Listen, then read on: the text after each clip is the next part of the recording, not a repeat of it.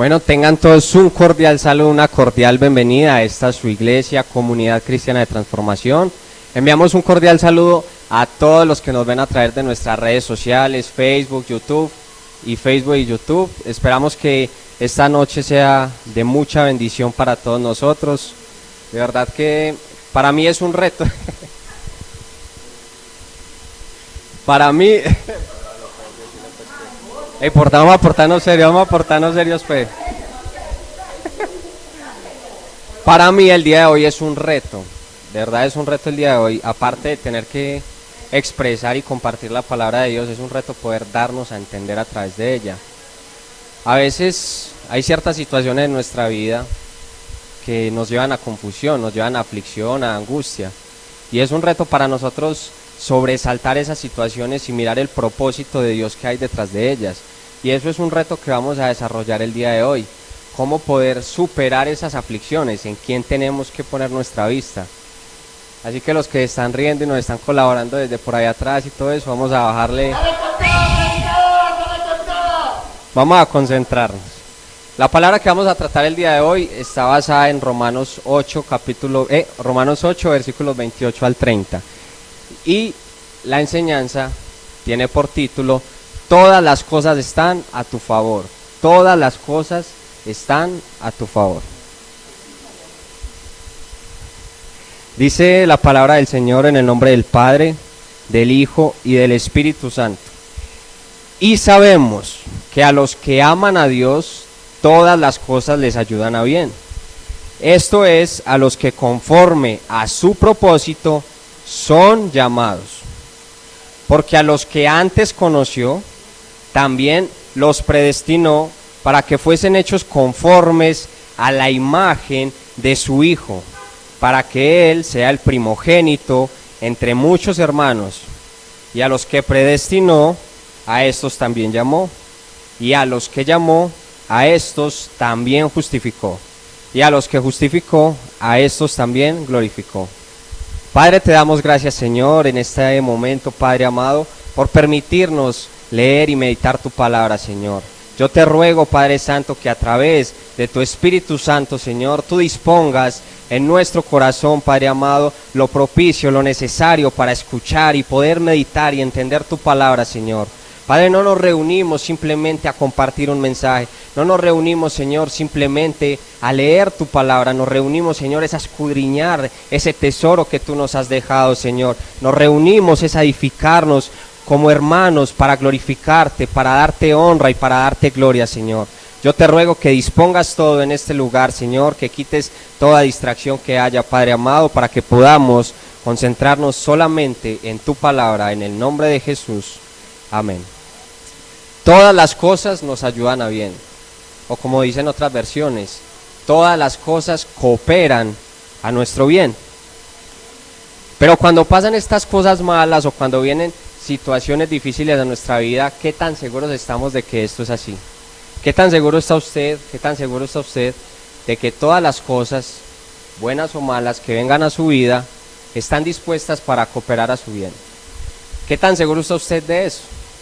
Yo creo que cada vez que viene una situación, sea difícil, nosotros lo último que hacemos es venir a la palabra de Dios. Lo último que hacemos es enfocarnos en que Dios es el que puede ayudarnos a salir de esa aflicción. Y por el contrario, si la situación es buena y agradable, lo último que hacemos también es darle honra y gloria al Señor. Y es por eso que vamos a ver el día de hoy qué debemos hacer frente a esas situaciones. Lo que vamos a ver el día de hoy, obviamente es fácil decirle amén y amén cuando estamos en las buenas, ¿cierto? Mientras estemos bien, todas las cosas nos ayudan para bien, excelente, pero cuando estamos mal, amén, amén, Señor, amén. Entonces, por favor, vamos a prestar mucha atención. Lo primero que vamos a hacer es un pequeño resumen de lo que Pablo ha venido hablando en este capítulo.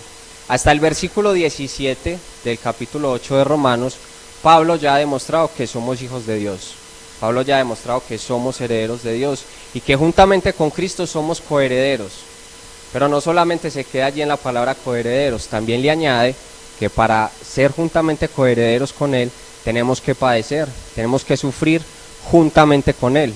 Y Pablo, sabiendo que quizás esta expresión o esta frase puede generar pánico en el público que lo lea, porque a quien le dice que para usted recibir algo bueno tiene que sufrírselo, no, a nadie le va a gustar, ¿cierto? Pablo añade en el versículo 18 que todos los padecimientos del tiempo presente no son comparables con la gloria que en nosotros ha de manifestarse. Eso está en el versículo 18 del capítulo 8. Pablo aquí nos da la respuesta más sencilla que nosotros podemos encontrar referente al problema del sufrimiento. Nos da la respuesta más sencilla para usted y para mí referente al problema de las situaciones difíciles que nos vienen. Y esa respuesta es que no pongamos nuestra mirada en lo presente, sino que pongamos nuestra mirada en lo futuro, en lo porvenir. Hebreos 12:2 habla algo parecido: puesto los ojos en Jesús, el autor y el consumador de la fe. Los invito, por favor, si pueden abrir su Biblia rápidamente, o si no yo los leo, los acompaño en la lectura, en la primera carta del apóstol Pedro, capítulo 4, versículo 13, o para los que anotan. Primera de Pedro 4:13.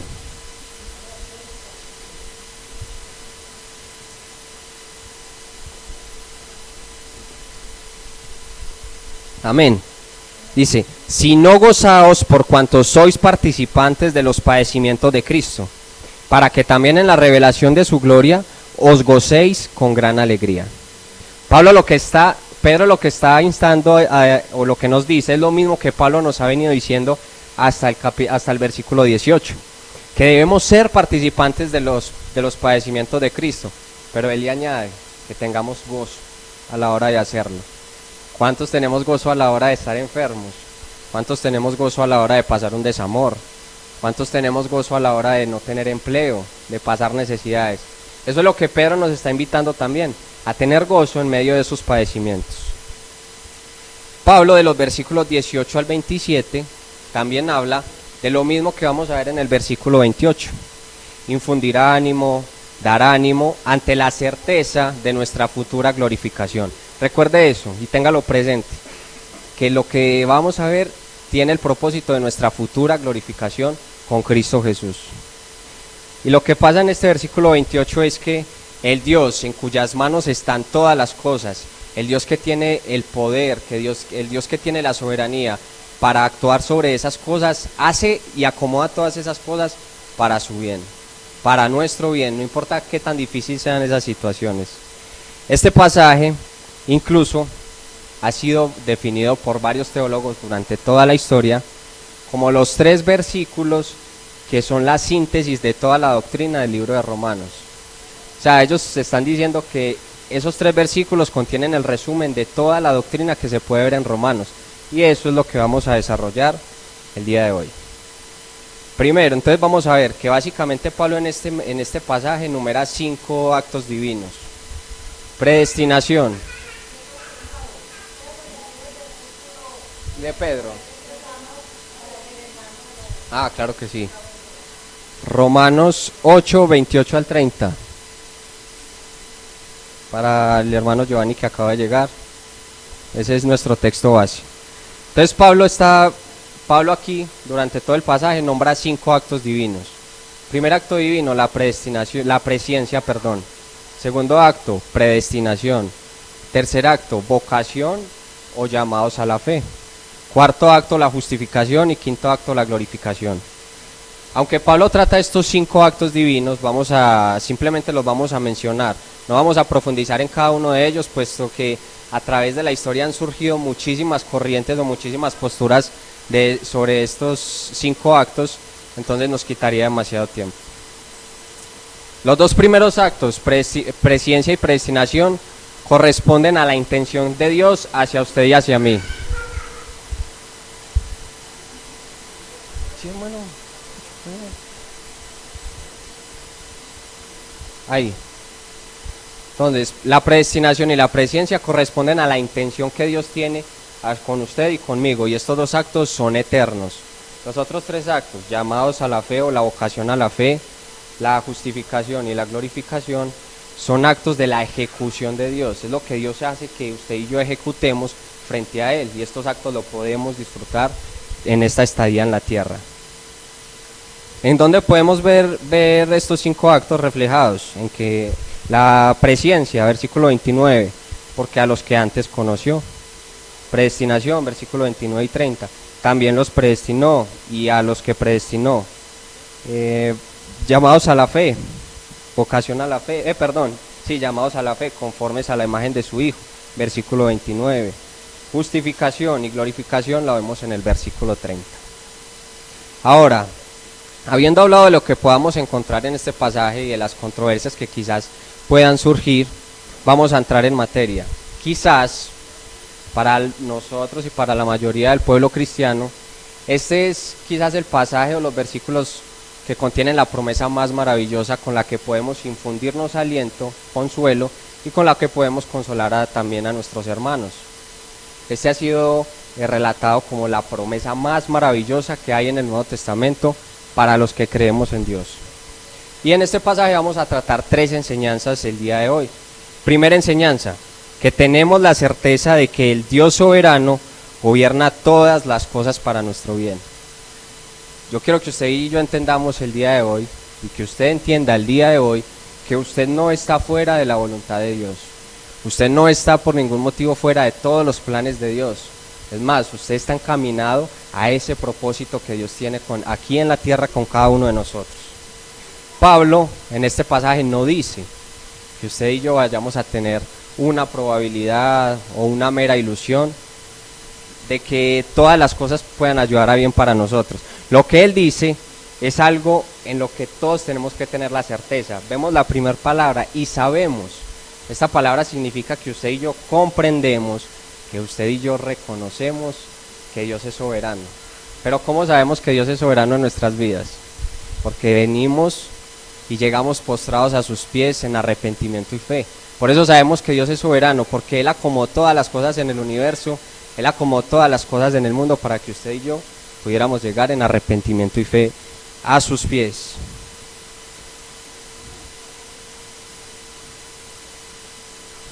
Perdón.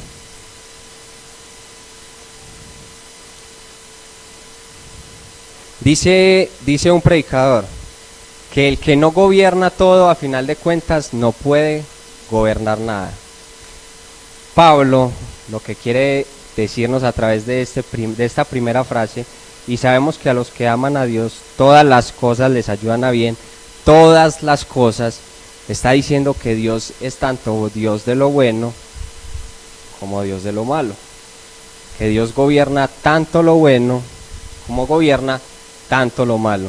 Si Dios gobernara solo lo bueno, pues a fin de cuentas podemos decir que Dios no gobierna nada. ¿Saben por qué? Porque todas las cosas que suceden en este mundo en su mayoría son malas. Porque todas las cosas que suceden en este mundo para nosotros están de continuo mal.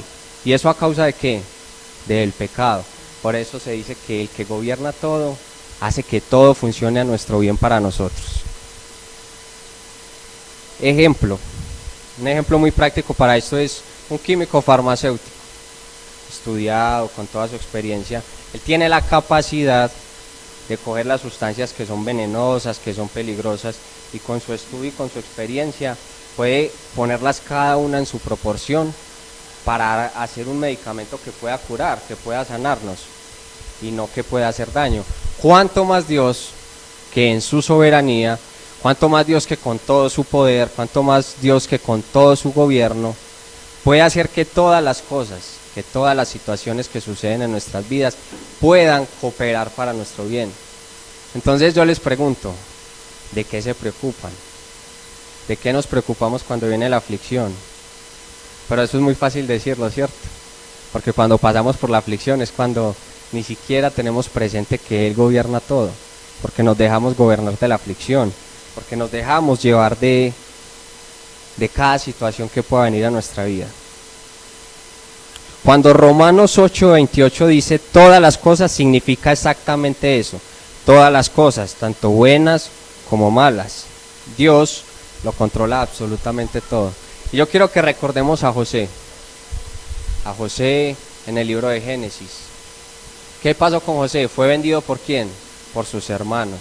Eso fue algo pecaminoso que pasó. José fue vendido por sus hermanos como esclavo. Eso fue algo pecaminoso. ¿Y después qué pasó cuando él llegó a la casa de Potifar? La esposa de Potifar, ¿qué? Se enamoró de él. Y eso también fue algo pecaminoso. Lo dejó vuelto nada. Y después de eso, ¿qué sucedió? Después lo acusó de haberla intentado violar. Eso fue aún más pecaminoso. ¿Y qué pasó con José? Terminó en la cárcel y por muchos años. Pero lo que llama la atención de la historia de José es lo que él le dice a sus hermanos en Génesis 50:20. Vosotros pensasteis mal contra mí, mas Dios lo encaminó a bien, para hacer lo que vemos hoy, para mantener en vida a mucho pueblo. Ven cómo Romanos 28 está durante toda la palabra de Dios y también en nuestras vidas. Todo lo que quizás pueda venir a nuestras vidas, las circunstancias, por más que no la entendamos, porque yo les aseguro que José no vino a entender eso a la primera. Él, cuando lo vendieron, él no dijo, no, yo sé que en unos añitos yo voy a liberar al pueblo, ¿cierto que no?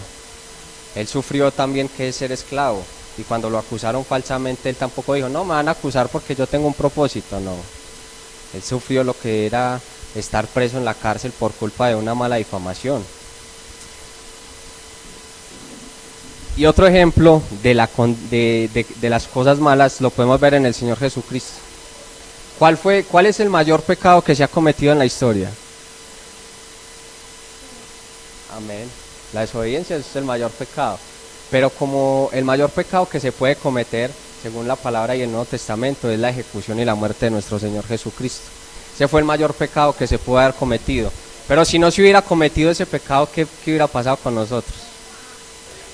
Ciertamente los que lo mataron y lo ejecutaron tienen su responsabilidad, pero todas las cosas Dios las encamina para nuestro bien.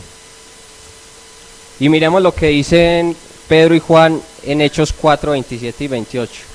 Porque verdaderamente se unieron en esta ciudad contra tu Hijo Santo, contra tu Santo Hijo Jesús, a quien ungiste, Herodes y Poncio Pilato, con los gentiles y el pueblo de Israel, para hacer cuanto tu mano y tu consejo habían antes determinado que sucediera. Herodes y Poncio Pilato, con los gentiles y el pueblo de Israel, se unieron contra Jesucristo, y ellos fueron culpables de su pecado. Pero ellos, ¿por qué se unieron contra Jesús?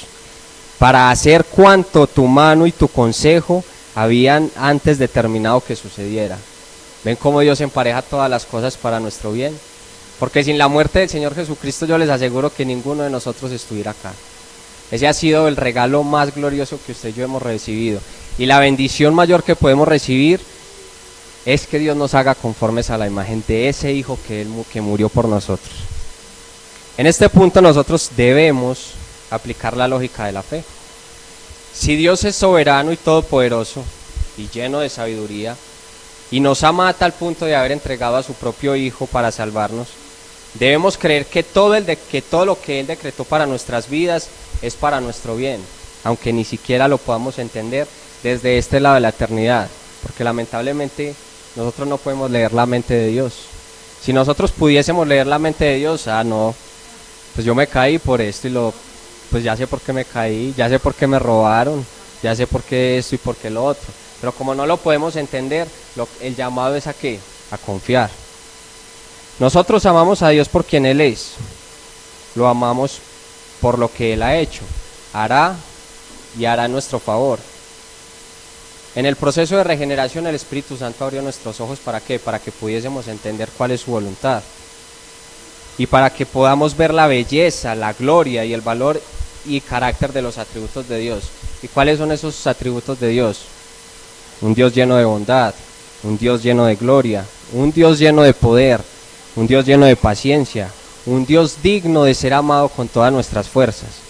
Primeramente lo amamos por lo que Él es y después lo amamos por lo que Él ha hecho en nosotros a través de Jesucristo.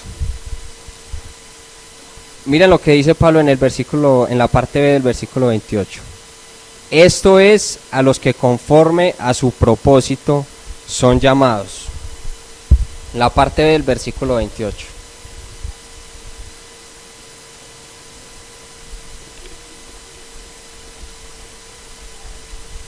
Y déjenme decirle, mis hermanos y todos los que nos ven, gracias a Dios que eso fue incluido en este versículo.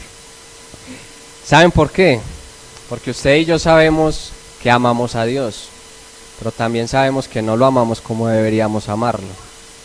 Usted y yo sabemos que amamos a Dios, pero no lo hacemos como deberíamos hacerlo.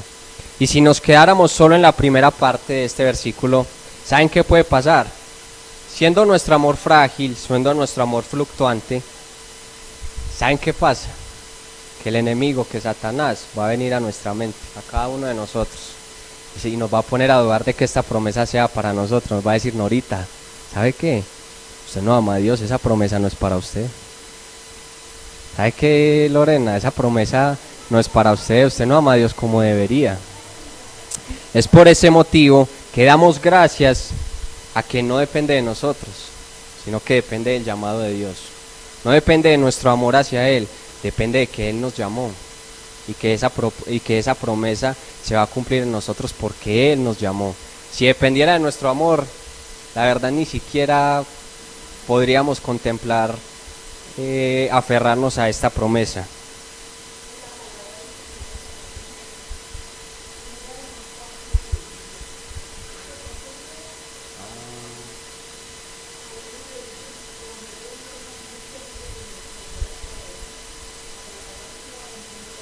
Cuatro 10.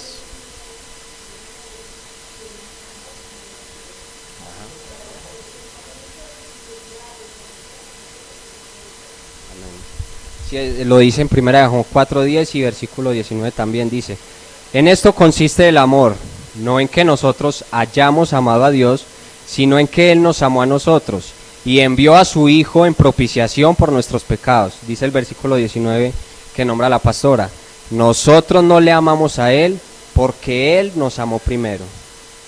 Ahora repasemos cómo funciona esta lógica de la fe. Como Dios nos llamó con un propósito en mente, podemos confiar en que todas las cosas que ocurren en nuestra vida serán para nuestro bien, porque en última instancia no depende de nuestro amor, sino del propósito eterno de Dios. Amamos a Dios porque Él nos llamó conforme a un propósito, y ese propósito se va a cumplir en cada uno de nosotros. No solo a pesar de todas estas cosas que ocurren en nuestra vida, sino que ese propósito se va a cumplir en nosotros a través de todas esas circunstancias que ocurren en nuestra vida. Y siendo sinceros, si en nuestras manos estuviera, nosotros evitaríamos muchas de esas situaciones. Si nosotros pudiéramos escoger qué situaciones vienen a nuestra vida, pues pasaríamos muy bueno. Todos tendríamos plata, todos tendríamos carro, todos tendríamos casa, tendríamos acá un super templo con muchas más gradas de las que tenemos acá. No seríamos 2000, sino seríamos 10.000. Es más, yo me he atrevido a orarle al Señor, y creo que no soy el único, de decirle: Señor, pasa de mí esta situación, Señor, sácame de esto. Es más, si usted me saca esto, yo ahí sí me consagro. Más, si usted me saca esto, ahí sí me santifico. Y yo creo que no he sido el único que ha llegado a orar así. O si usted me da esto, no, eso aquí. Uy, qué pena con usted, hermanos, perdón, me acabé de...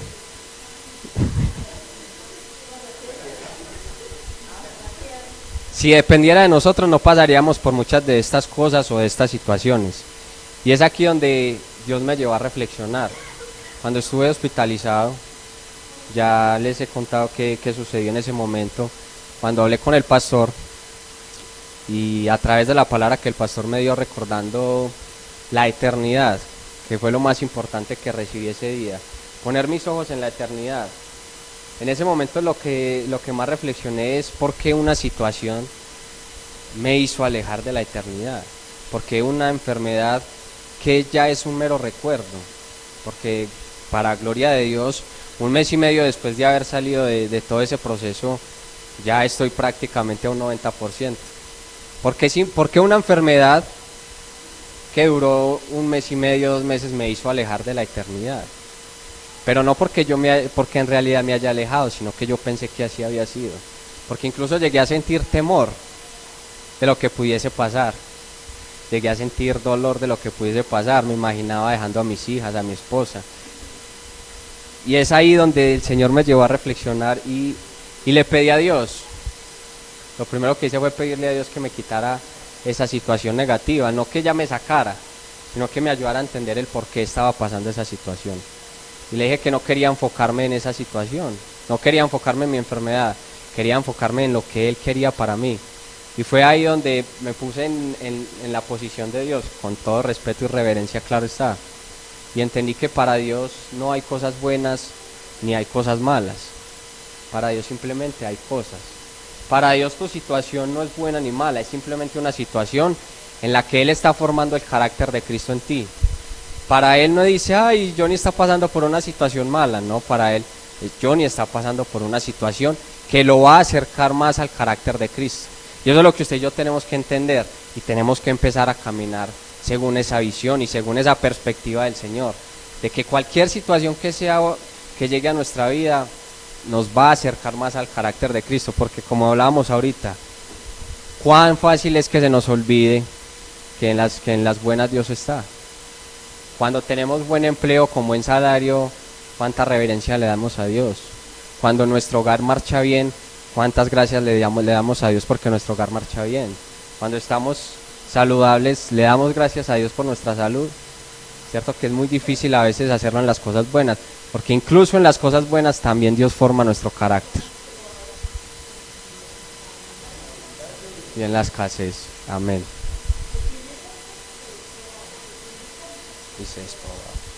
Dios tiene el control de todas las cosas. Y como decíamos, para Él solo son situaciones, meras situaciones. Somos usted y yo los que separamos esas situaciones. Somos usted y yo los que tenemos las etiquetas. Llegó para lo bueno, llegó para lo malo, llegó para lo bueno y llegó para lo malo. Pero si trabajamos la perspectiva de Dios, si trabajamos conforme a su palabra y en oración nos alineamos a su voluntad, vamos a poder entender que cualquiera que sea la situación que venga a nuestra vida, va a pasar para formar nuestro carácter. Obviamente es normal que en nuestra humanidad nos angustiemos de las cosas difíciles, que nos aflijamos. Es más, incluso Pablo llegó a sentir aflicción y estando preso, ¿cuál fue su reacción? Adorar, cantar, porque lo más importante que debe pasar no es que nos dejemos afligir, lo más importante que debe pasar es que debemos glorificar a Dios, que debemos adorar. Pablo también lo entendió y Pedro también lo entendió cuando con amenazas de ser encarcelado, ¿qué hizo? Con más de nuevo predicaba y con más de nuevo lo señalaba y les decía, ustedes mataron a Jesucristo. ¿Y qué pasó? Dios respaldó y muchísimas personas se pudieron convertir. Tratemos de ver el propósito que hay en las cosas y tratemos de glorificar a Dios mientras Él realiza ese propósito en nosotros. Y ahí llegamos a nuestra segunda enseñanza. ¿Cuál es ese propósito? La segunda enseñanza es: el propósito eterno de Dios es hacernos semejantes a su Hijo. El propósito eterno de Dios es hacernos semejantes a su Hijo. ¿Cómo podemos ser conformes a la imagen de Cristo? ¿Quién me ayuda? Amén, siendo obedientes. ¿Están aburridos?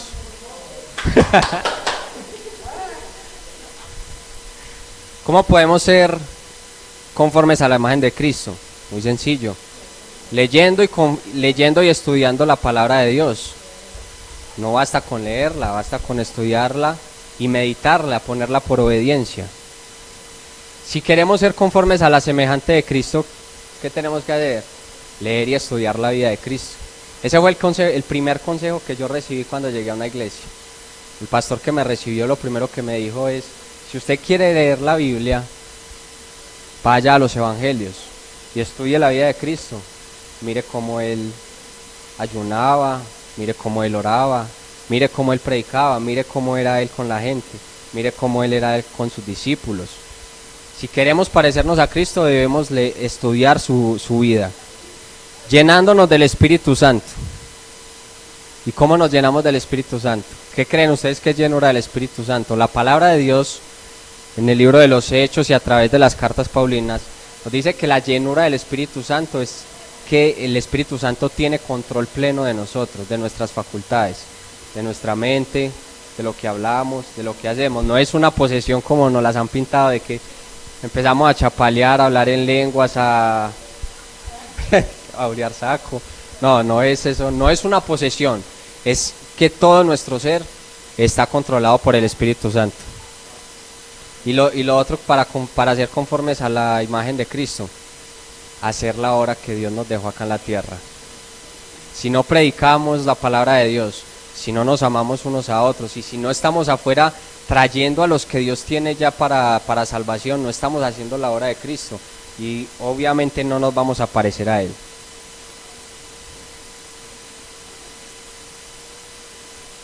Quiero que leamos Primera de Pedro, capítulo 1, versículo 2. Elegidos según la presciencia de Dios, en santificación del Espíritu, para obedecer y ser rociados con la sangre de Jesucristo. Gracia y paz os sean multiplicadas. En el versículo 29 de Romanos dice, porque a los que antes conoció, también los predestinó para que fuesen hechos conformes a la imagen de su Hijo, para que Él sea el primogénito entre muchos hermanos. ¿Amén? ¿Qué pasó, hermana?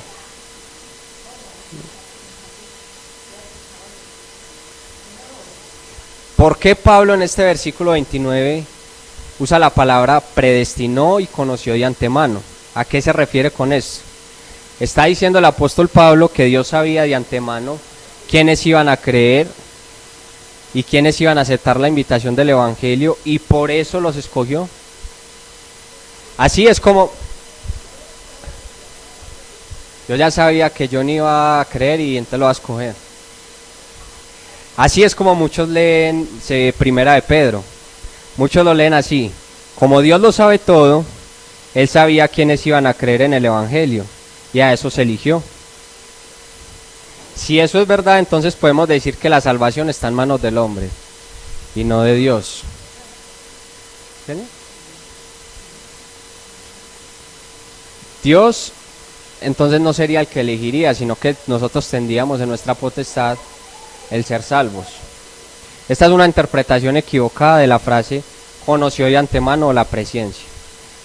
En otras versiones griegas y hebreas, la frase a los que antes conoció, que está en el versículo 29 de Romanos, se usa como sinónimo de amor selectivo, pero hay que tener cuidado con ese amor selectivo.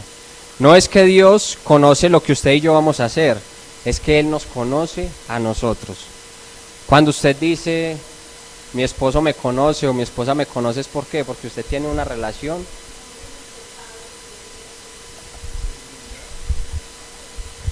En Éxodo 33:17 dice, y Jehová dijo a Moisés, también haré esto que has dicho, una oración que Moisés le había dicho, por cuanto has hallado gracia en mis ojos y te he conocido por tu nombre.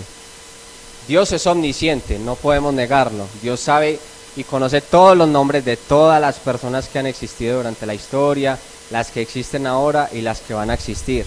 Cuando Él le dice a Moisés que también te he conocido por tu nombre, le está diciendo, te conozco de una manera especial. No es que se sepa el nombre de Moisés, le está diciendo que lo ama con un amor especial. Lo mismo vemos en Amós 3:2.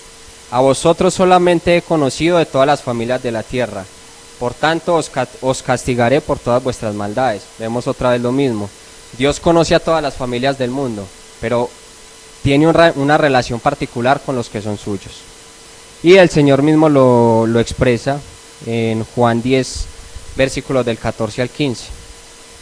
Yo soy el buen pastor y conozco mis ovejas, y las mías me conocen.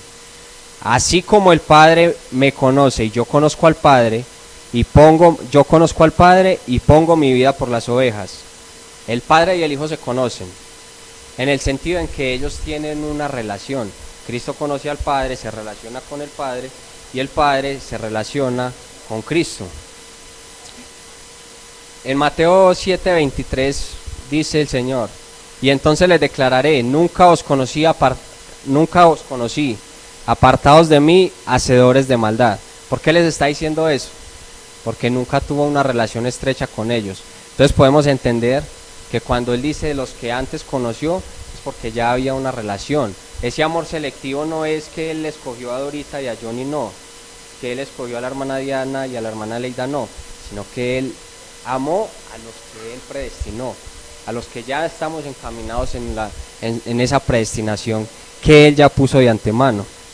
Y más adelante el Señor le dice a los judíos incrédulos, en ese mismo capítulo de Juan 10, versículo 26 le dice: pero vosotros no creéis, porque no sois de mis ovejas. Como os he dicho, mis ovejas oyen mi voz, y yo las conozco, y me siguen, y yo les doy vida eterna, y no perecerán jamás, ni nadie las arrebatará de mi mano. Mi Padre que me las dio es mayor que todos, y nadie me las puede arrebatar de la mano de mi Padre. ¿Ven? Nosotros no llegamos a ser ovejas porque creemos. Nosotros, lo que Jesucristo dice es que nosotros creemos porque somos sus ovejas. Es lo mismo que dice en el versículo de Pedro que leímos antes: elegidos según la presciencia de Dios Padre en santificación del Espíritu, para obedecer y ser rociados con la sangre de Jesucristo. Fuimos amados y elegidos para obedecer, no porque íbamos a obedecer. Son dos cosas muy diferentes. Y si alguien está pensando que Dios es injusto porque ha escogido, yo le invito a que lea el capítulo 9 de Romanos. Allí se va a dar cuenta que Dios no es injusto, sino que Dios... Perdón, pastor. Y Mateo 22, la parábola de las bodas. Y Lucas 14.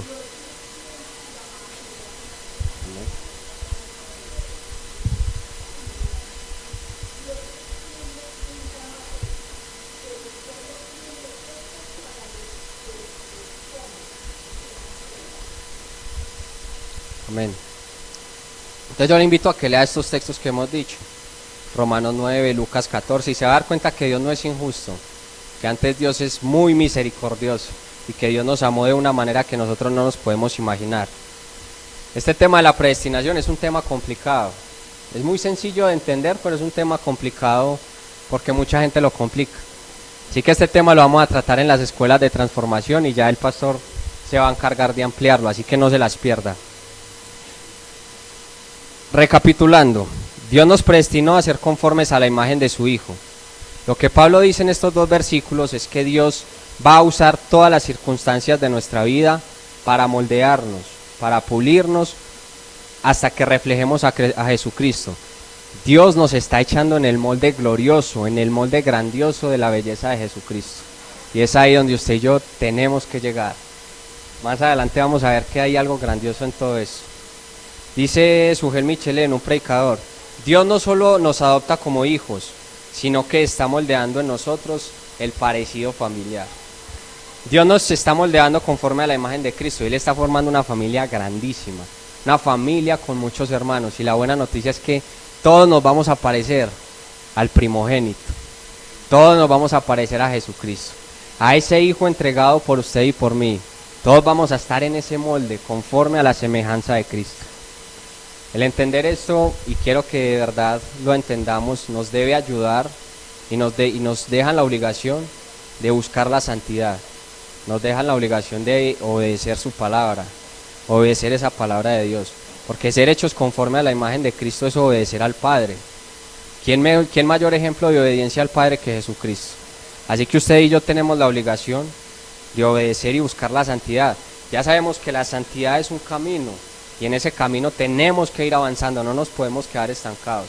Tenemos cada vez más avanzar en este camino. Efesios 1:4 dice: según nos escogió en Él antes de la fundación del mundo, para que fuésemos santos y sin mancha delante de Él. Debemos ser santos y sin mancha delante de Dios. Y aunque esta palabra se va a cumplir en su totalidad cuando estemos en su presencia, este proceso ya empezó acá en la tierra. Es verdad que allá va a ser consumada y nuestros cuerpos van a ser glorificados conforme a Cristo, pero ya estamos en ese proceso. Yo siempre he creído que nosotros debemos vivir acá en la tierra como creemos y queremos vivir en el cielo, porque acá deberíamos adorar a Dios como imaginamos que lo vamos a adorar en el cielo. Acá deberíamos vivir en obediencia como nos imaginamos que vamos a vivir en el cielo. Si estuviéramos en la misma presencia de Dios, ¿cuál sería nuestra actitud? Cierto que seríamos santos y sin mancha, pero este camino de santidad tiene un propósito, y es la eternidad. Así que desde aquí lo empezamos a vivir. Así que mi hermano, mi hermana, un llamado a santificarnos es lo que la palabra nos está diciendo el día de hoy. Y llegamos a la enseñanza número 3, que la vamos a tocar rápidamente. la vemos en el versículo 30 y la enseñanza es: su propósito se va a cumplir para la gloria de Dios en su Hijo. Su propósito se va a cumplir para la gloria de Dios en su Hijo. Este versículo 30: y a los que predestinó, a estos también llamó, y a los que llamó, a estos también justificó, y a los que justificó, a estos también glorificó. Este versículo es denominado como la cadena de oro de la salvación, donde el primer eslabón y su primer eslabón están en la eternidad. A los que predestinó en la eternidad y a los que glorificó en la eternidad. El único responsable de esta cadena, de lo que ahí dice en este versículo, es Dios. Y Él se va a encargar de cumplir con el propósito de las personas de que de antemano conoció y que de antemano predestinó. No depende de nosotros, y es por eso que todo en este versículo, y quiero que note, todo en este versículo está en pasado. A esto se le llama pasado profético. Se dice en pasado, ojo a esto, se dice en pasado algo que aún no ha sucedido, porque es como si ya estuviera ahí, como si ya hubiera sucedido. Está en pasado porque es tan cierto y tan seguro que en la mente de Dios ya sucedió. Saben, esto a mí me impactó cuando lo estudié. Ya todo lo que nosotros estamos pasando y las promesas que Él nos ha dado ya sucedieron en su mente. Y usted y yo preocupados porque, pequé, no voy a poder llegar al cielo. Pero en arrepentimiento y fe, en la mente de Dios ya estamos allá con Él. En la mente de Dios ya hemos sido glorificados. Todos los verbos de estos versículos están en pasados, así que ¿por qué nos sentimos afligidos? ¿Por qué nos sentimos decaídos y desanimados por todas las situaciones de este mundo? No importa lo que usted y yo estemos pasando, en la mente de Dios todo ya sucedió. ¿Y cuál es el fin de todo esto? Que vamos a ser glorificados juntamente con Cristo. Él ya sabe el final de la historia. Romanos 8:18 dice. Romanos 8:18 dice: pues tengo por cierto que las aflicciones del tiempo presente no son comparables con la gloria venidera que en nosotros ha de manifestarse. Lo que usted y yo estamos esperando acá es que se manifieste la gloria, pero en Dios ya sucedió. Así que no nos preocupemos. Ahorita está como toda enredada. ¿A dónde va? En la alabanza.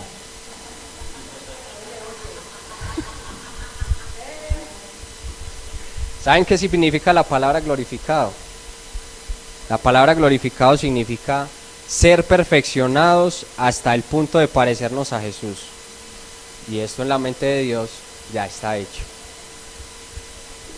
En la mente de Dios, usted y yo ya estamos semejantes a Cristo. Podemos estar confiados y seguros de que todo nos va a ayudar para bien, pues el soberano y todopoderoso Dios nos escogió con un propósito. Y su propósito Dios lo va a cumplir por el puro afecto de su voluntad. Dios es tan Dios que nada en esta tierra le puede decir no, menos las situaciones malas y buenas en nuestra vida. Todas ellas están alineadas para nuestro bien, como dicen otras versiones. Todas las cosas están hechas para cooperar a nuestro bien. ¿Usted entiende eso el día de hoy? Que todo está hecho para su bien. Dice Romanos 8:38 y 39. Hoy es un poco de Biblia. Por lo cual estoy seguro de que ni la muerte, ni la vida, ni ángeles, ni principados, ni potestades, ni lo presente, ni lo porvenir, ni lo alto, ni lo profundo, ni ninguna cosa creada nos podrá separar del amor de Dios que es en Cristo Jesús. Cristo derramó su sangre en la cruz del Calvario para que usted y yo nos aferremos el día de hoy a esta promesa. Si Dios es el creador y Él hace que toda la creación coopere para nuestro bien. Todo lo que ha sucedido a través de la historia ha tenido su propósito.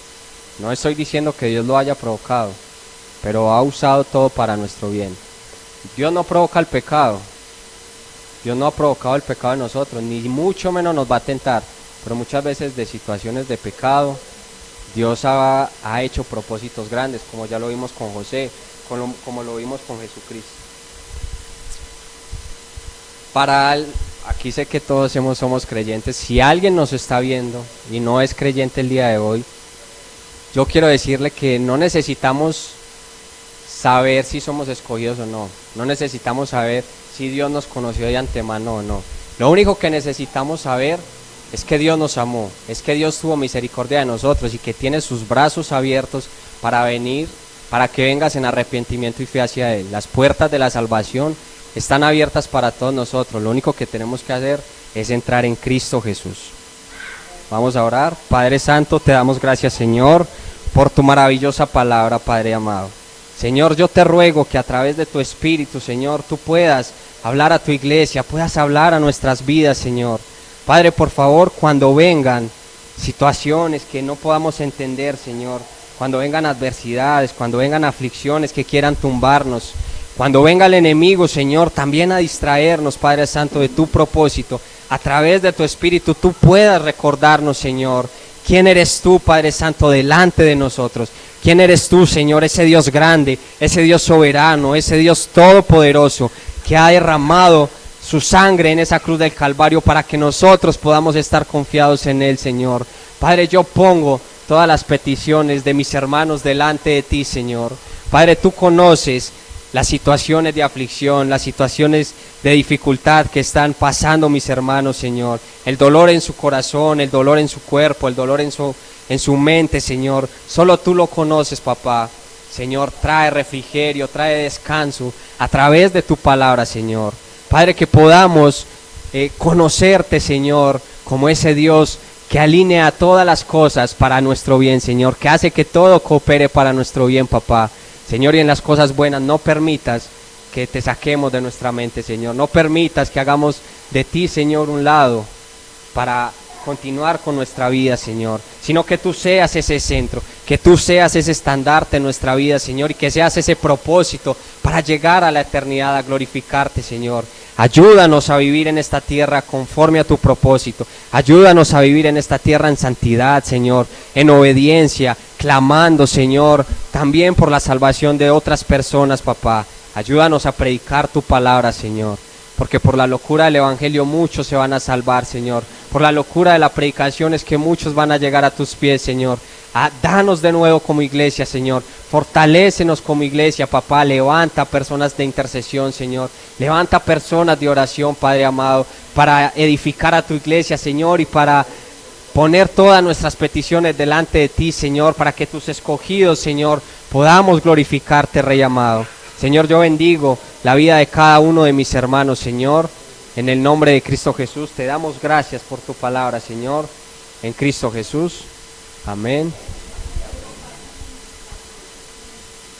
Compartan la predicación. Hay un botoncito que dice compartir con una flechita y pueden etiquetar personas. Compártalo con todos sus amigos. De YouTube pueden compartir a Facebook, de Facebook pueden compartir a WhatsApp y esto se puede regar. De verdad que puede ser de bendición para muchas personas, así como lo fue para su vida. Dios les bendiga.